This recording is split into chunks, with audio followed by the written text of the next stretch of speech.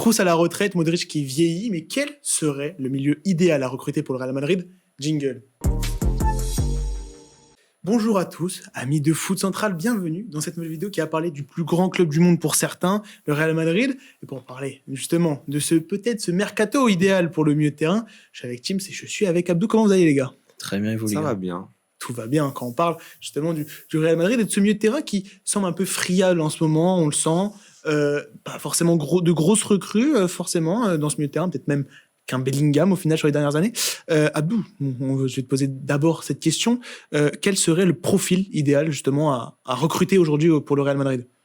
Alors le profil à recruter pour moi, ce serait un milieu de contrôle. Parce que finalement, aujourd'hui, Dani Ceballos est devenu la pièce essentielle du milieu de terrain. Le fait qu'il se soit blessé, ça fait 6-7 semaines maintenant qu'il est blessé. C'est à partir du moment où il s'est blessé que tu as perdu ton avance en Liga, que les choses se sont un petit peu étiolées du côté du Real Madrid. Et au vu du profil qu'il a et qu'il incarne, tout ce qui t'apporte à la relance, dans la manière de dicter le tempo aussi, tu as besoin de ce milieu de contrôle, ce milieu qui est capable de faire la paire avec Tchouaméni, avec un Fede Valverde, ce milieu qui justement va avoir une autre perspective des choses. Donc je te dirais que c'est ce milieu-là qu'il faut cibler. Après, faut voir, parce que dans l'effectif, il y a énormément de milieux de terrain, il y a du monde. Mais en définitive, c'est ça qui nous manque. Et ce manque-là ne vient pas de nulle part, parce que le départ de Toni Kroos, ça a entraîné justement cette carence-là. Et aujourd'hui, tu as Dani Ceballos qui se retrouve être anormalement important. Anormalement? Anormalement, parce qu'à la base, c'était un joueur de complément. Il faut se dire, Dani Ceballos, il aurait dû être le 5e ou 6e larron du milieu de terrain. Et aujourd'hui, si lui n'est pas là, il y a tout qui s'effrite de ton côté. Donc ouais, en définitive, il te faudrait une option type Ceballos, mais qui puisse assumer un rôle de titulaire et surtout qu'il soit pas aussi fragile que l'Espagnol. Tu es d'accord, Tim, sur le profil? Ouais. C'est clairement ce qui manque en fait au milieu du Real. Tu sens que c'est un milieu déconstruit. J'ai l'impression de ce que j'ai vu. Je regarde pas tous les matchs, mais du gros que j'ai vu, je trouve que ça manque de structure. On a l'impression qu'il y a un chaînon manquant pour que le milieu soit vraiment complet et puisse aussi bien travailler qu'il le faisait par le passé. Un profil qui sait manier le ballon, c'est très important et c'est vraiment ce que Ceballos faisait de bien. C'est-à-dire que je trouve qu'il soulageait vraiment l'équipe de par sa qualité technique, de par sa vision du jeu, de par sa sérénité. Il permettait justement de faire le lien entre les différentes lignes de l'équipe parce que Bellingham était un petit peu plus haut. Valverde, il est un petit peu partout sur le terrain. Justement, à Ceballos, ça te permettait de calmer le tempo et justement d'avoir un rythme beaucoup plus lisible pour le reste du collectif. Ce que tu as perdu avec sa blessure, ce qu'un Camavinga n'est pas capable de faire, ce qu'un Tchouaméni ne peut pas proposer parce qu'en fait, c'est pas le registre dans lequel il s'inscrit. C'est à la base. Il propose autre chose. C'est ça, en fait. C'est pas pour ça que le Real l'a recruté aussi. Donc tu te retrouves en fait avec un vrai trou au milieu de terrain. Ça s'est dernièrement vu contre Arsenal où le milieu était extrêmement poreux, j'ai trouvé, et très peu inspiré quand il s'agissait justement de mener la bataille tactique face à Partey et Rice qui ont fait un match de très haute volée. Donc il faudrait un profil comme ça parce que défensivement, t'as les joueurs. Un Tchouaméni peut très bien tenir la baraque, un Valverde encore plus, si un jour on le fait jouer à son poste. Ouais, c'est vrai qu'en ce moment, il joue plus justement sur le côté, on va dire. Oui, il joue latéral droit en lieu et place de Lucas Vazquez. Et offensivement, t'as des cartouches. T'as un Arda Güler qu'on voit un peu moins, mais qui peut assurer à mon sens. Même un Brahim Diaz, selon comment il est positionné. Évidemment, Jude Bellingham, qui d'ailleurs, c'est le moment d'en parler durant ses lettres de noblesse, fait une excellente saison. Non, mais il fait une excellente saison. C'est juste que comme il met moins de buts à la 90+2, les gens en parlent moins, disent que oui, il est moins bon que l'an dernier. Non, dans le jeu, Bellingham est très précieux, mais il peut pas non plus tout faire. Et c'est pour ça que le profil décrit par Abdou correspond tout à fait aux attentes qu'on doit avoir du milieu recruté par le Real. Pour le coup, on va se mettre dans la place du coup des recruteurs du Real Madrid cet été. Forcément, qui est déjà arrivé dit aussi départ. On va commencer justement par ce départ. Vous voyez qui partir dans ce milieu de terrain au Real Madrid? Je vais te laisser la main. Je vois pas forcément de départ définitif. Alors Modric, pour le coup, resterait du coup.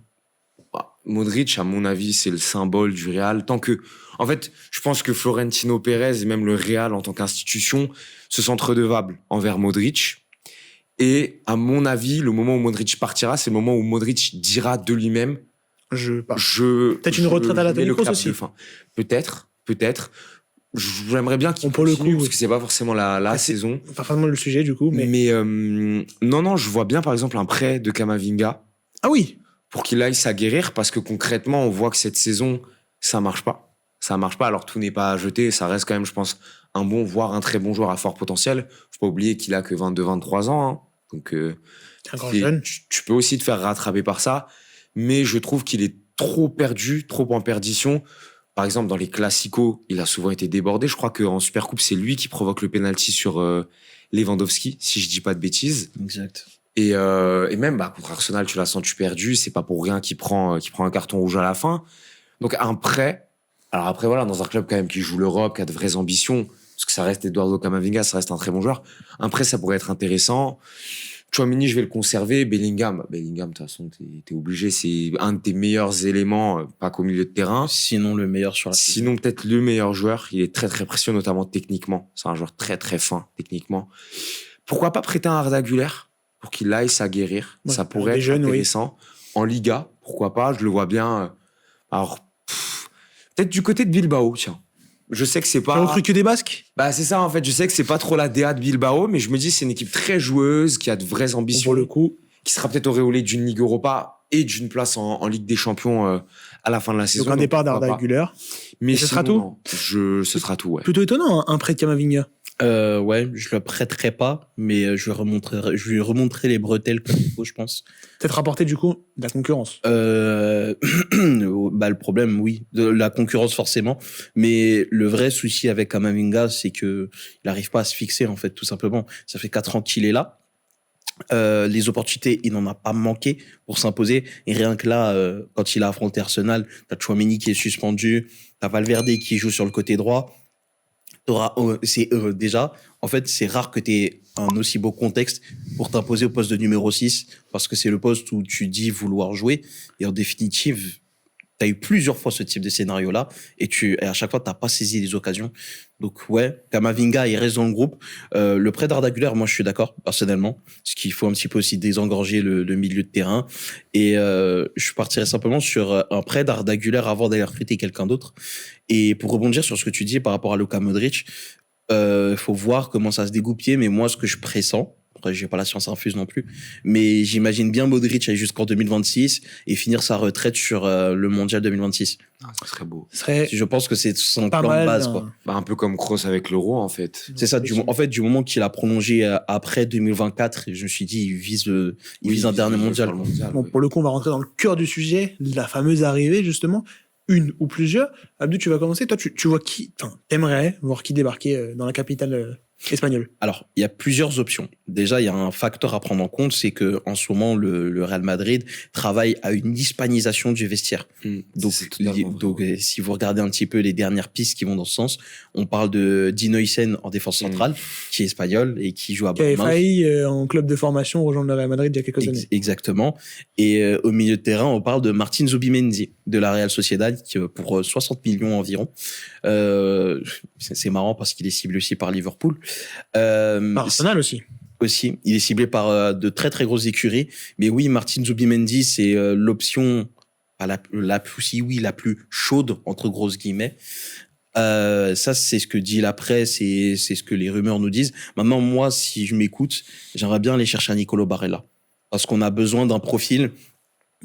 Monter d'un échelon. En fait, c'est plus dans ce rôle de relayeur où on a vraiment besoin de contrôle. Parce que c'est là où, en fait, Toni Kroos était extrêmement important. C'est que c'était un relayeur qui te permettait de contrôler le tempo. C'était pas forcément... Rôle d'ailleurs très sous-côté, pour le coup. Oui. Oui, pour le coup. C'est forcément. Oui, forcément. Mais oui, moi, j'irais plutôt sur Nicolo Barella. Ouais. Ça me plairait bien. Tim? Il est estimé à 80 millions selon Transfermarkt. Un budget assez conséquent, mais pour le coup, quand on est le Real Madrid, je pense qu'il n'y a pas forcément de... Ouais, mais le Real Madrid, ces derniers mercatos, ça travaille plus aussi bien qu'avant. Donc, il y a le budget, oui, mais est-ce qu'ils sont prêts à remettre le bleu de chauve, pardon? Faut voir. Ah bah, Barella, c'est une directe. Hein. Ouais. C'est incroyable. Beau profil. Ouais. C'est un joueur extrêmement sous-coté qui est une vraie référence à son poste, pour le coup, qui fait partie des meilleurs numéro 8 du monde. Moi, j'avais pensé à aller... Je me limitais à 3 options. Je vais pas prendre d'Espagnol, parce que j'avais pensé à Sergio Gomez de la Real Sociedad, qui lui a un profil un petit peu plus offensif, un peu plus sur le côté gauche notamment. Mais latéral, hein, quand même. Hein. Il a joué latéral. Il a pas mal joué au milieu cette saison, plutôt sur le flanc gauche, mais c'est vrai. Non, j'avais alors 3 options. Moi, celle qui me fait vraiment Qui fait saliver sur le papier, c'est Sandro Tonali, qui Recoba avait dit que non, mais Reco a eu la vision. Sandro Tonali qui a eu Sandro Tonali, dites-le pour moi dans la vidéo. Une grosse période où on l'a pas vu, voilà, lié à des soucis extrasportifs. Et ce qui est fou, c'est dès qu'il est revenu dans un match assez tendu face à Tottenham, on a vu clairement que les 10 mois sans football ne l'avaient pas affecté. Et justement, en fait, ce qui est bien, c'est qu'Abdou a décrit Sandro Tonali. C'est le profil parfait pour le Real. C'est un autre Italien pour le coup. C'est un autre Italien qui a un énorme abattage. Beaucoup de courses, beaucoup de récupération, qui techniquement, dès qu'il a le pied sur le ballon, en fait, on s'arrête, on le regarde jouer. Vraiment, Sandro Tonali, c'est extrêmement fort, c'est extrêmement juste, et c'est un milieu qui se projette énormément. Donc ça, sur contre-attaque, ça peut être vraiment intéressant aussi pour le Real Madrid d'avoir une lampe de lancement comme Sandro Tonali. Il peut alterner jeu court, jeu long, c'est pas un problème. Ce serait ta piste idéale, du coup. Ce serait ma piste idéale. Pour les 2 autres, les 2 autres, je me suis fait kiffer, clairement, parce que ça va jamais se faire, mais c'est des profils que j'aime bien. Dans le rêve.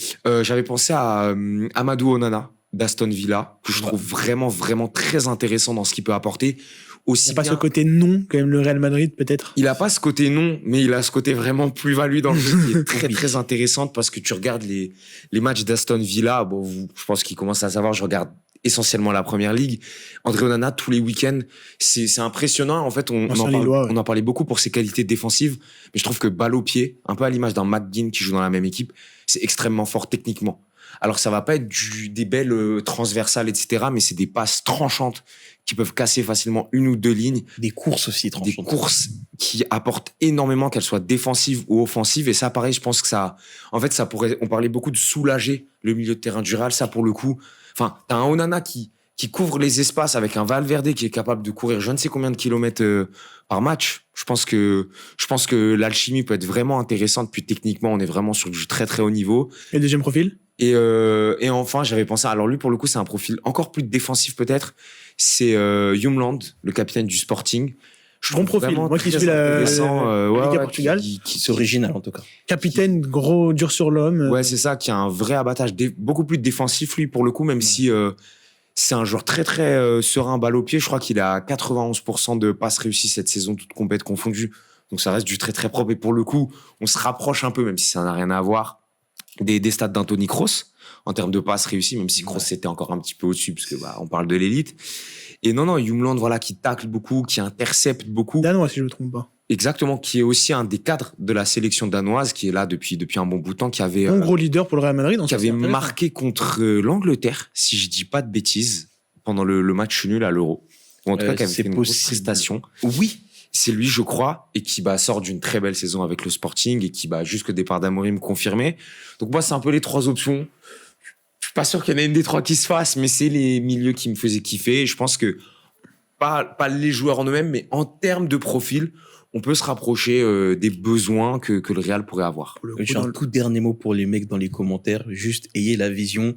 Un mitard Valverde, Barella, Bellingham en 10. C'est tout ce que j'ai à dire. Pour le coup, et la vision Italie, de ce que j'entends sur le plateau. N'hésitez pas, vous aussi, tu parles des commentaires, à donner votre avis et nous donner votre joueur idéal pour le Real Madrid. En tout cas, merci les gars de m'avoir d'avoir pu débattre sur ce sujet. Vous, du coup, par mettre un commentaire, n'hésitez pas aussi à liker, à vous abonner à la chaîne. C'était Foot Central, à la prochaine.